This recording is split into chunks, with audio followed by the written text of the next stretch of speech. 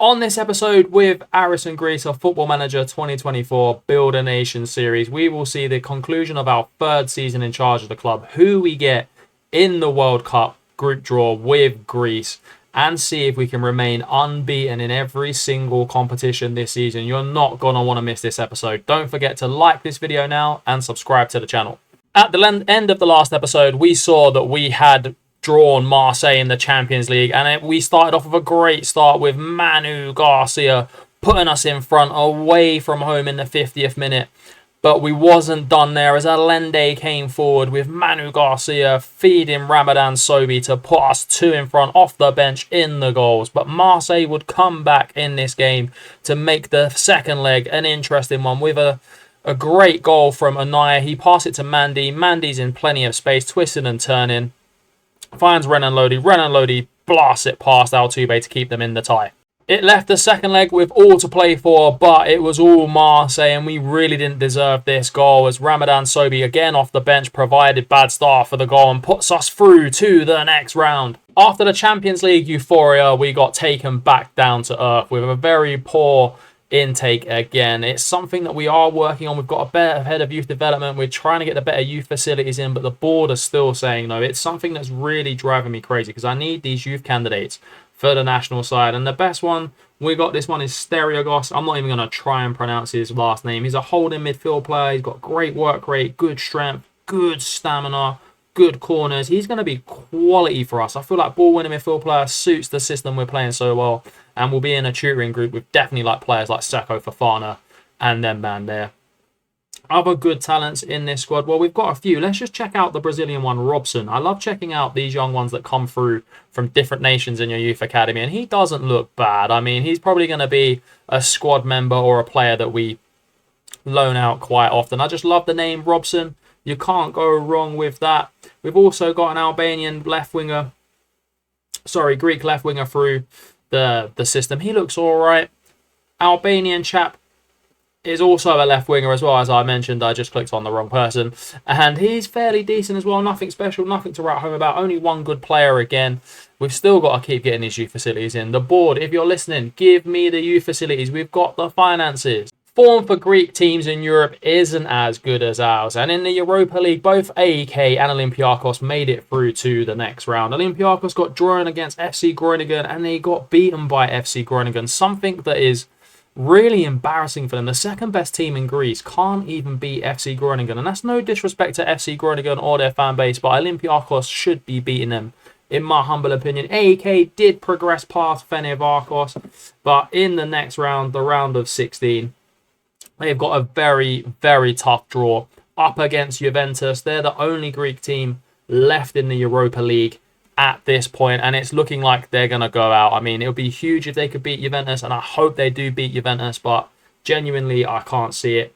In the Conference League as well, PAOK did make it through to the round of 16 where they drew Lazio, and they got a respectable 1-1 draw in the last game, so anything could happen against Lazio. I hope PAOK progress, even as playing as their main rivals, because we need these Greek teams to do well in these Europa competitions. But they've had tough draws, and it feels like the end of the road is coming for the Greek sides. After beating Marseille, we now find out our fate for the quarterfinals, and if we're extremely lucky, the semi-finals of the Champions League. And just to confirm the teams that are in the draw, it's us, Arsenal, Barcelona, Inter Milan, City, United, PSG, the current holders, and Los Blancos, Real Madrid. Let's get this draw started. There is no seeds. It's anyone versus anyone right here, right now. We've got Big Patty Vieira, who did us a favour in the last draw and did Arsenal a favour as well. My prediction is I'm hoping for Inter Milan. I think we could do Inter Milan, maybe. But yeah, anyone now is going to be a step too far, in my opinion. Man United are the first ones out of the hat. We've beaten them at home this season. They will play. Real Madrid, that's a big tie. Man United, Real Madrid, two big teams straight out of the hat. Aris, who are we getting? Who have we drawn? Please, someone beatable like Inter. Paris Saint-Germain, we play the current holders. That is going to be a nightmare of a draw for us. We got to the quarterfinals this year.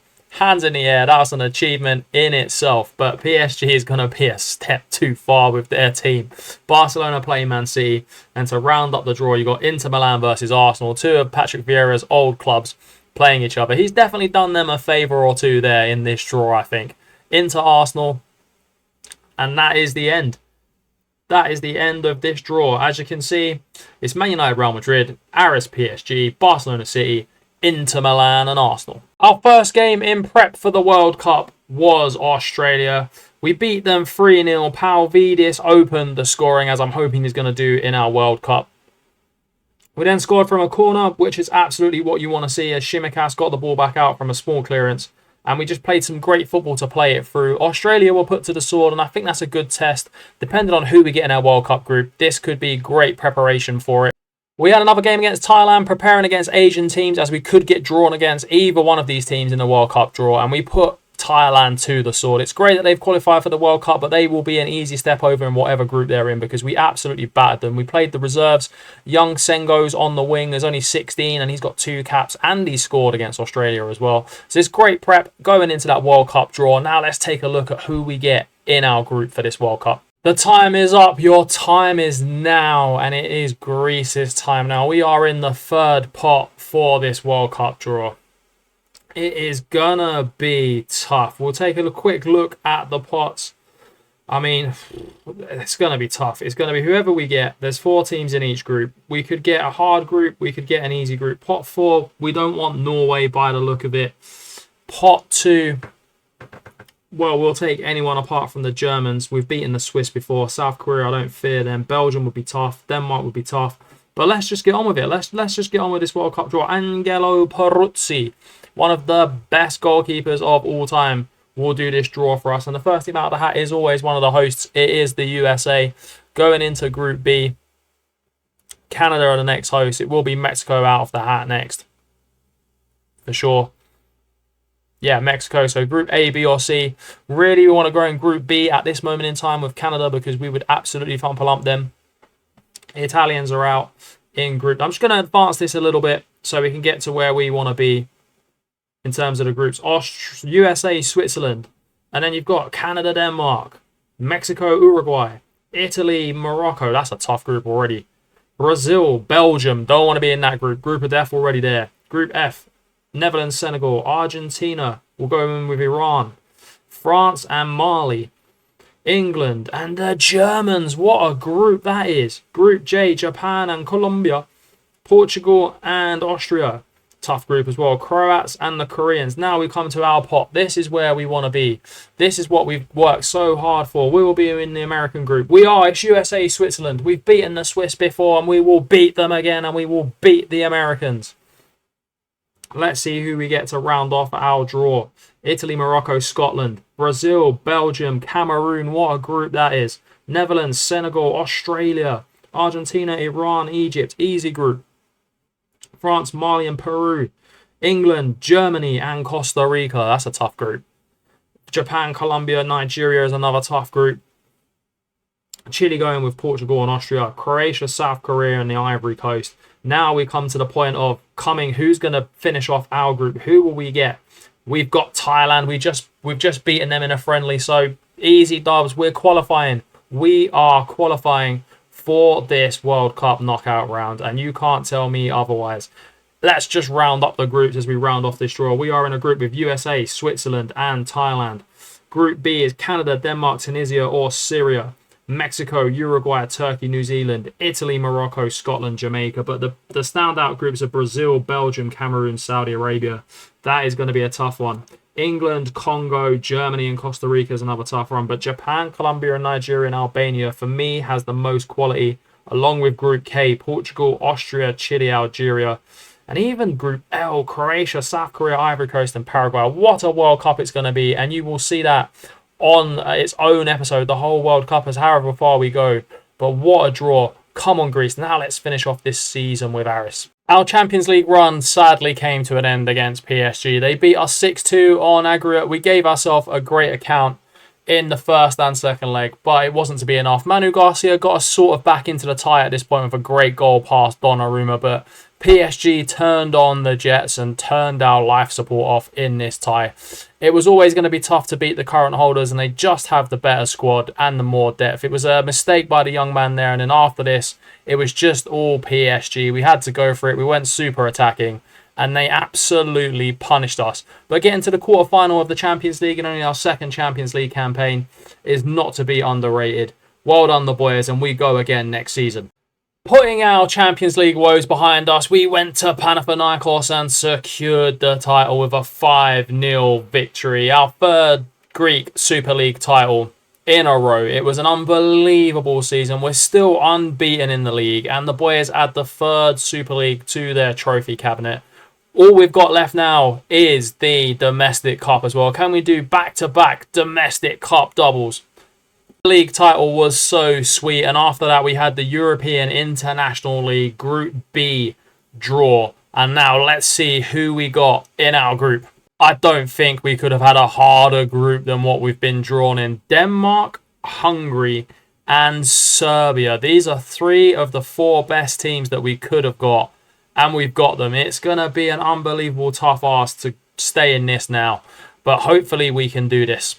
The season has now fully come to an end, and it is another invincible league season. 30 wins, 6 draws this time, not as many points as last season. We scored 117 goals and got 98 plus goal difference.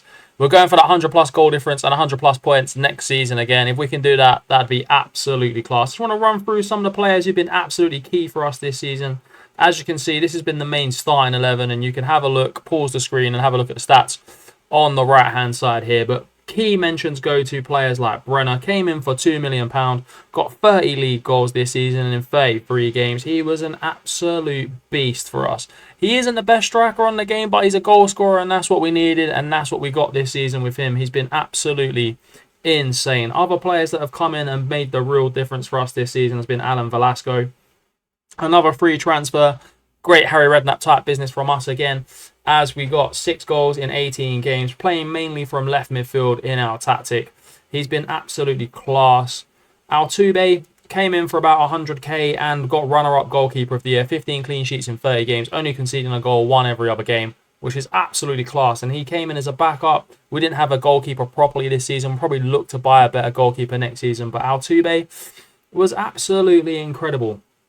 Another player that really has gone under the radar this season for us has been Restos. When he came in January, I didn't know what to expect, needed Greeks, and he came in and he's been very, very good. Scored 4 goals in the Greek league overall, which is absolutely class. 2 for us, 2 for Olympiakos, but he plays across the back line, will be at the World Cup with us for Greece.